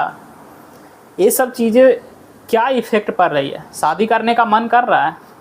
शादी का भी मेरा विचार है नहीं, लेकिन इन घटनाओं से कहीं ना कहीं समाज के ऊपर फर्क पड़ता है। हमें सोचना चाहिए कि समाज किस ओर जा रहा है। जब हम महिलाओं को पढ़ाने की बात करते हैं, बेटी पढ़ाओ बेटी बचाओ की बात करते हैं, तो हमें लड़कों के बारे में भी सोचना चाहिए। एक लड़का किस परेशानी से गुजर रहा है, हमें वो भी सोचना चाहिए। एक तरफा फैसला किसी के हित में नहीं होगा। लेकिन अभी के डेट में क्या लड़कियां, क्या महिलाएं सबसे ज़्यादा कुर्र हो गई है? क्योंकि खबरें हमेशा अभी आ रही है। क्या लगता है आपको, ये पिछले बरसों, बहुत सालों से जो लड़कियों का, औरतों का शोषण होता आया है, उसका परिणाम है या फिर समाज ऐसा बन रहा है धीरे धीरे? मुझे लगता है ये लड़कियों के ऊपर नहीं या लड़कों के ऊपर नहीं, ये समाज के विकास के ऊपर है सारी चीज़ें। जब आप भारत के पुराने परिवेश को देखेंगे तो जॉइंट फैमिली होता था। लड़के और लड़की जब शादी विवाह करते थे तो वो विवाह दो मनुष्यों के बीच में नहीं था, दो परिवारों के बीच में नहीं था, पूरे के पूरे दो समाज के बीच होता था। तो उस शादी को निभाने का एक सामाजिक दायित्व भी होता था। आज आप देखते हैं कि एक लड़का और एक लड़की विवाह के पश्चात शहर से दूर, अपने गांव से दूर किसी अन्य जगह बस जाते हैं। सिर्फ दो आदमी। जब उनमें कोई खटपट, कोई अनबन होती है तो तीसरा कोई व्यक्ति नहीं होता है उनको समझाने के लिए। आवेश में लिया हुआ फैसला हमेशा गलत होता है। और उस बीच अगर आपके परिवार का व्यक्ति आपको सलाह देने के लिए मौजूद न हो तो आप सलाह किसी अजनबी से लेंगे, और वो अजनबी आपको कैसी सलाह देगा उसके ऊपर आपका आगे का जीवन निर्भर करेगा। तो मुझे लगता है कि आप अपने परिवार की ओर अगर लौटें, परिवार के साथ रहें, तो चीज़ें बहुत बेहतर होंगी। और आज जो समाज में ये चीज़ें हो रही हैं, ये तो बिल्कुल बंद हो जाएंगी अगर आप परिवार की ओर लौटते हैं। अच्छा, मतलब सबसे बड़ा आप मानते हैं इसका बढ़ने का कारण कि लोग अपने परिवार से कट रहे हैं? बिल्कुल। और ख़ास करके वो परिवार जो शादीशुदा हैं जी, और जो शादीशुदा होकर भी अकेले रहना पसंद करते हैं, नौकरी करते हैं, अपने गांव शहर से दूर बड़े बड़े शहरों में जाते हैं, रहते हैं अकेले। कुछ भी विवाद होता है तो वो दोनों में कोई समझाने वाला नहीं होता है। यही सब चीज़ों के लेकर के विवाद होता है। छोटा सा उदाहरण देता हूँ। हम और आप पटना में पले बढ़े हैं, हम एक जॉइंट फैमिली में रहते हैं। आप खुद सोचिए, जब हमारे घर में दादा दादी रहते हैं तो वो हमसे काफ़ी धार्मिक बातें करते हैं। जितनी धार्मिक बातें हमारे माँ बाप नहीं कर सकते हैं, क्योंकि वो उस उम्र में है ही नहीं। तो एक उम्र के कारण हमें माँ बाप से तो समाज का ज्ञान हो रहा है, लेकिन दादा दादी से धर्म का भी ज्ञान होता है। जब कोई बच्चा अपने दादा दादी के साथ रहा ही नहीं हो कभी, तो वो समाज में जब निकलेगा तो बूढ़े बुजुर्गों को क्या सोचेगा, उनके लिए वो भाव वो कहाँ से लाएगा, वो अपने दादा दादी को उनमें कैसे खोजेगा। जैसे हम लोग किसी बूढ़े बुजुर्ग को देखते हैं तो अपने दादा दादी को ढूंढते हैं उनमें और उनको उस तरह का सम्मान देते हैं।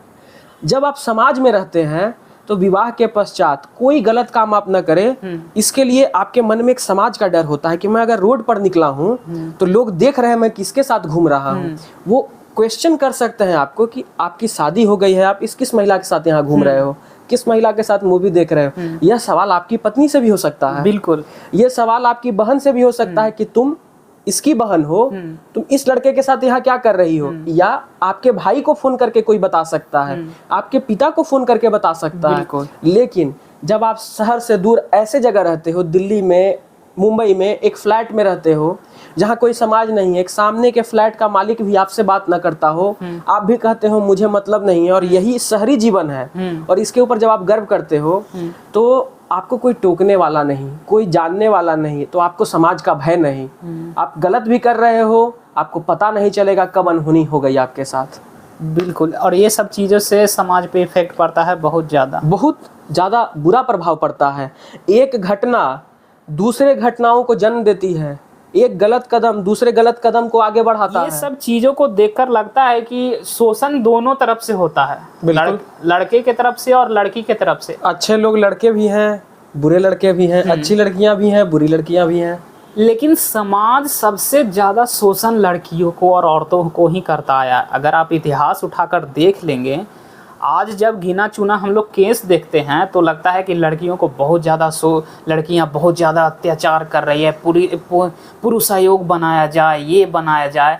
लेकिन लड़कियों के साथ जो बरसों से होता आया है, हम लोग खुद गांव शहर में देखे हैं, जब दहेज के लिए उनको वर्षों से कहते हैं, जब आप वर्षों से कहते हैं तो मैं आपसे, मेरा मत भिन्न है। ये चीजें तब से हो रही है, महिलाओं पे अत्याचार तब से शुरू हुआ है जब से हम अपने सनातन धर्म को छोड़कर आगे बढ़ गए। हम लोग मॉडर्न, जब हम लोग मॉडर्न बनना शुरू किए, जब हम लोग पश्चिमी सभ्यता को अच्छा मानना शुरू किए और अपने धर्म को छोड़ना चालू किए, तब से महिलाओं का शोषण शुरू हुआ है। अगर आप हमारे धर्म में शुरुआत से देखते हैं तो हमारे यहाँ एजुकेशन मिनिस्टर अगर आप बोलिए तो वो किसको दिया गया है? अगर नए टर्म्स में हम कहते हैं एजुकेशन मिनिस्टर, तो हमारे धर्म में कौन है एजुकेशन मिनिस्टर? सरस्वती माँ है। अगर आप कहते हैं फाइनेंस मिनिस्टर, तो कौन है? लक्ष्मी माँ है। आप कहते हैं कि आप किसी चीज पर आइए, जब आप पुराने समय में जाकर सीता माँ को देखते हैं तो क्या सीता माँ के साथ कुछ ऐसा हुआ था? जब आप रानी लक्ष्मीबाई के बारे में देखते हैं तो आप क्या सोचते हैं? जब आप रानी पद्मावती के बारे में देखते हैं तो क्या सोचते हैं आप? तो अगर आप इस तरीके से सोचें तो जब तक देश में लोग धर्म पर चल रहे थे, अपने सनातन धर्म को फॉलो कर रहे थे, तब महिलाओं पे शोषण नहीं होता था। धर्म में, हमारे धर्म में तो महिलाओं को देवी बताया गया है, तो देवी का शोषण नहीं होता है, देवी की पूजा होती है। कन्या भोज आपके यहाँ हर नवमी को होता होगा, नवरात्रे में। तो जिस घर में कन्या भोज होता हो, नवमी के दिन माता मानकर पूजा होता हो महिलाओं का, वहाँ ऐसा नहीं हो सकता है। लेकिन हम धर्म से भटक रहे हैं। लोग अगर पूजा करते हैं हिंदू समाज में तो लोग उनको कहते हैं साधु बनना चाहते हो, योगी बनना चाहते हो, पढ़ाई नहीं करोगे, मजाक उड़ाते हैं, पढ़ाई नहीं करोगे। तो इस वजह से आप अपने धर्म को हीन भावना से देखें। धर्म समाज को सही मार्ग दिखाता है, इसीलिए कहा जाता है धर्म पर चलो। लेकिन हम कहते हैं धर्म से दूर हो। आज का समाज कहता है धर्म से दूर हो, धर्म में कुछ नहीं है। इंग्लिश की किताबें पढ़ो, साइंस को पढ़ो, और साइंस को पढ़ के आप विकास कर लोगे। लेकिन वो विकास क्या होगा जो आपके दोस्त ने बताया, जो घटना बता रहे, वो विकास होगा मैटेरियलिस्टिक विकास, जहां आप सिर्फ जो दिखने वाली चीजें हैं, पैसा, घर, प्रॉपर्टी, मकान, आप उसके बारे में देखोगे और उससे अट्रैक्ट हो जाओगे। यही सब कुछ है। आप कर्म के बारे में नहीं सोचोगे। आप मानव इमोशंस जो है, मानव मूल्य जो है, उनके बारे में आप नहीं सोचोगे। आप ये नहीं सोचोगे कि उस लड़की ने मेरे लिए अपने बुरे समय में पैसा दिया। बिल्कुल, बुरा समय, बहुत ज्यादा बुरा समय। लेकिन आप इस चीज को नहीं, आपने बस एक लड़की को छोड़ के दूसरी लड़की के पास इसलिए गया कि उससे ज्यादा पैसा उसके पास था। आपने एक वस्तु को देखा, आपने भावनाओं को नहीं देखा। तो इस तरीके से आप कब चलते हो? जब आप कर्म पर विश्वास नहीं करते हो, आप विश्वास करते हो चीजों के ऊपर, पैसे के ऊपर, आप मोह माया में फंसे रहना चाहते हो। लेकिन मुक्ति का मार्ग वो है ही नहीं। कर्मों का हिसाब होगा, और कर्म का जब हिसाब होगा तो आपकी हर चीजों का हिसाब होगा। तो आप इस चीज को मानिए, आप धर्म के तरफ लौटिए, भगवान के बातों को सुनिए, गीता को पढ़िए। ऐसे ही गीता पूरे दुनिया में सबसे ज्यादा ट्रांसलेटेड बुक नहीं है, क्योंकि गीता में वैसी बातें बताई हुई है, मनुष्य के आचरण को बताया हुआ है, कर्म के फल को बताया हुआ है। जब धर्म और कर्म की बात हो रही है तो एक चीज बागेश्वर धाम सरकार जानते हैं? जी जी जी। वो बिहार आए थे, उन्होंने बिहार में घोषणा की कि भारत जब हिंदू राष्ट्र बनेगा तो बिहार ही उसकी नींव रखेगा और हिंदू राष्ट्र की शुरुआत बिहार से ही होगी। वहीं भागेश्वर धाम सरकार एक हिंदू राष्ट्र गांव बना रहे हैं जिसमें सिर्फ और सिर्फ हिंदू रहेंगे। उसमें ज़मीनें हिंदू को दी जाएगी, उसमें वो सारे चीज़ होंगे जो एक हिंदू राष्ट्र की परिकल्पना जो करते हैं, वो सारे चीज़ मौजूद होंगे। बाहरी किसी को उस गांव में प्रवेश करने का अनुमति नहीं होगा। उसमें प्लॉटिंग करके ज़मीनें बेची जा रही है। उसका फर्स्ट फ्लोर का अलग किराया है, सेकंड फ्लोर का अलग किराया है। उसमें मंदिर, मतलब सिर्फ और सिर्फ हिंदू से रिलेटेड ही चीज़ें वहाँ रहेगी। तो आपको क्या लगता है कि इस तरीके का चीज़ अपने देश में होना चाहिए या फिर ये भी एक बिजनेस का हिस्सा होता है? जब आप हिंदू राष्ट्र बना रहे हैं तो ये ज़मीनें, ये प्लॉटिंग करके 15-15 लाख रुपया में ज़मीनें बुक हो रही है, क्या लगता है कि ये बिजनेस का एक हिस्सा होती है? क्या सही में ये धर्म प्रचार होता है? धीरेन्द्र कृष्ण शास्त्री जी के विचारों को जब मैं सुनता हूँ, उनके सत्संग को सुनता हूँ, तो काफ़ी अच्छी बातें भी करते हैं। लेकिन जो चीज़ें आप बता रहे हैं उसके बारे में जानकारी मुझे नहीं है। लेकिन हिंदू राष्ट्र की परिकल्पना गलत नहीं है, लेकिन क्या वो हिंदू राष्ट्र सभी को आज़ादी देगा? हर धर्म को रहने की आज़ादी देगा? बिल्कुल। हर भाषा में बात करने की आज़ादी देगा? क्या हमारे संविधान को उसी तरीके से, हमारे न्याय व्यवस्था को उसी तरीके से काम करने की आज़ादी देगा? कई प्रश्न चिन्ह है जिसका जवाब मेरे पास नहीं है, जिसका जवाब हमें भविष्य पर छोड़ देना चाहिए। बिहार में 2025 में कुछ दिन बाद ही इलेक्शन होने वाले हैं। बिहार में राजनीति बहुत ऊंचे स्तर की होती है और बहुत नीचे स्तर की भी होती है जी। जिसमें लोग कितना भी गिर सकते हैं। अभी का जो माहौल चल रहा है, सभी पार्टियां अपने दावेदार को पेश कर रही है। नए नए मुख्यमंत्री के कैंडिडेट भी बिहार में आ चुके हैं।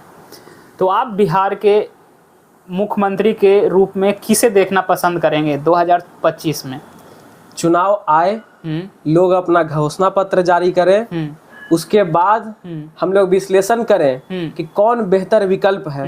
अगर अभी आप कहते हैं तो नीतीश कुमार अच्छा काम कर रहे हैं, तेजस्वी यादव विपक्ष के मुद्दों को उठा रहे हैं और प्रशांत किशोर एक नए विचार के साथ आए हैं, तो प्रभावित तीनों कर रहे हैं। लेकिन चुनाव का समय आए, घोषणा पत्र जारी करें और युवा से मेरा अपील होगा कि जाति से ऊपर उठ के बिहार के विकास के लिए जो अच्छा हो हम उसे वोट दें।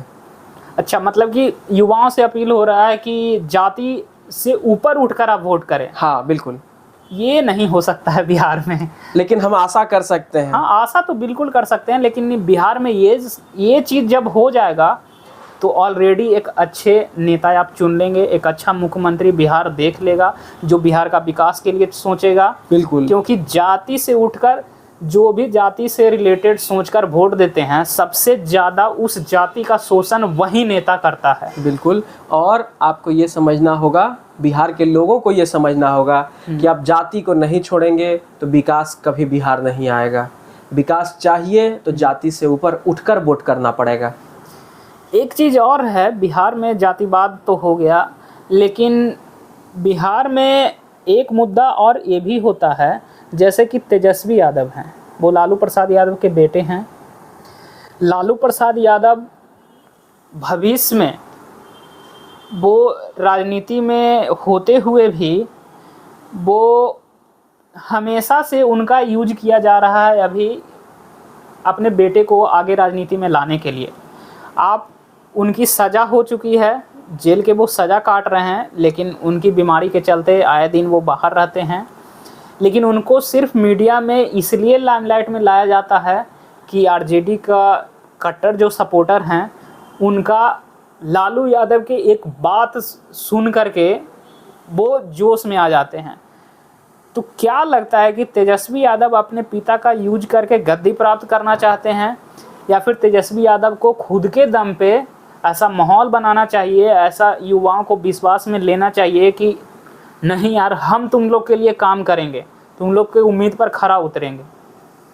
अगर आप पिछले चुनावों को देखेंगे तो तेजस्वी यादव एक ऐसे नेता के रूप में अपने आप को स्थापित कर चुके हैं बिहार में, जिनको सुनने के लिए लाखों लोग आते हैं। हाँ बिल्कुल, मैंने रैलियों में देखा है कि लोग आते हैं उनको सुनने।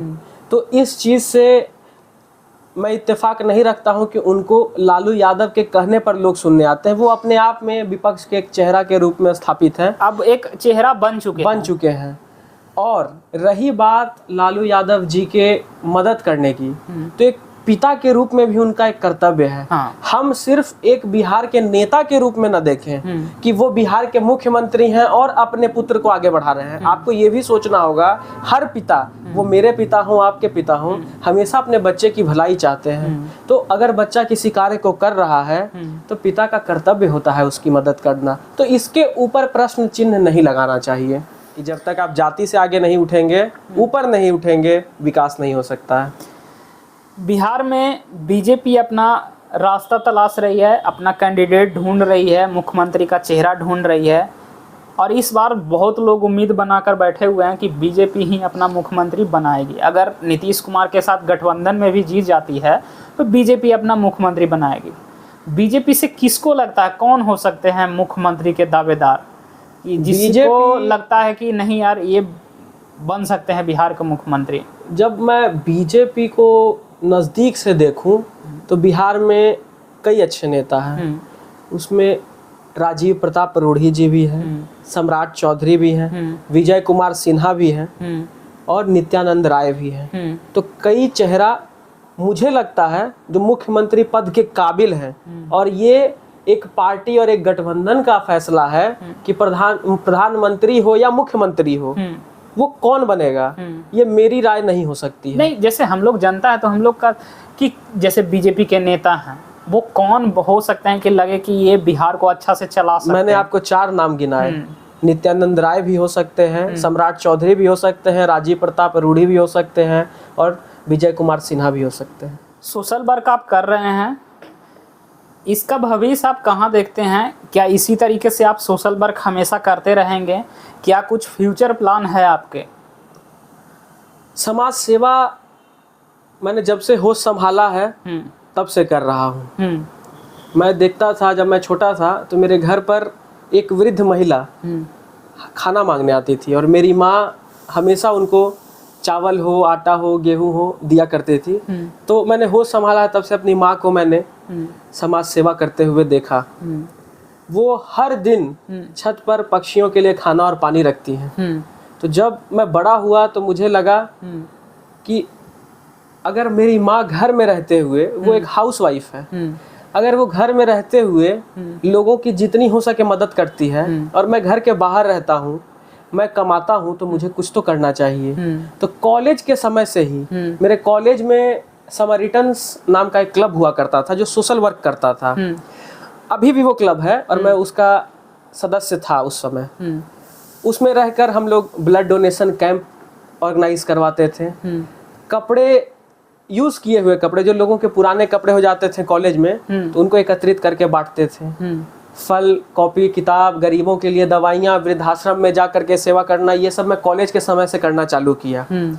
वहाँ से वो कारवां चलते चलते रोटी बैंक के अलावा पटना में झुग्गी झोपड़ियों में जा करके भोजन बांटना, पानी बांटना, रक्तदान करना, ये सब कर रहा था। लेकिन जब भविष्य की योजनाओं के बारे में आप बात करते हैं तो मैं चाहता हूँ कि एक अच्छा अस्पताल जो गरीबों के लिए मुफ्त हो, और एक ऐसा स्कूल जो गरीब के बच्चों को गुणवत्तापूर्ण शिक्षा अच्छे से दे पाए, वैसा 2 योजना मेरे जीवन में है।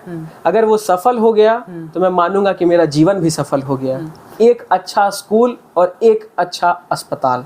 मतलब अंकित राज का जिंदगी का एक मकसद है कि एक स्कूल और एक हॉस्पिटल मुझे खुद के पैसे से लोगों के लिए बनाना है, जिसमें लोगों का इलाज, गरीब ज़रूरतमंद लोगों का फ्री हो, ज़रूरतमंद के बच्चे फ्री में वहाँ पे शिक्षा ले सके, वो भी गुणवत्तापूर्ण शिक्षा, गुणवत्तापूर्ण इलाज। पैसा खुद का होगा या नहीं होगा अभी नहीं कह सकता हूँ, क्योंकि मैं एक छोटा सा सॉफ्टवेयर इंजीनियर हूँ। बहुत कमाई मेरी नहीं है, न मेरे पिताजी करोड़पति हैं, लेकिन मेरे कई दोस्त हैं जो आने वाले समय में दुनिया के बड़ी बड़ी कंपनियों में बड़े बड़े जगह पर होंगे। और मुझे भरोसा है कि जिस दिन वो वहां पहुंचे तो उन सब के सहयोग से और अपने खुद के दम पर जितना हो पाएगा करूंगा और इन 2 सपनों को अपना पूर्ण कर लूंगा।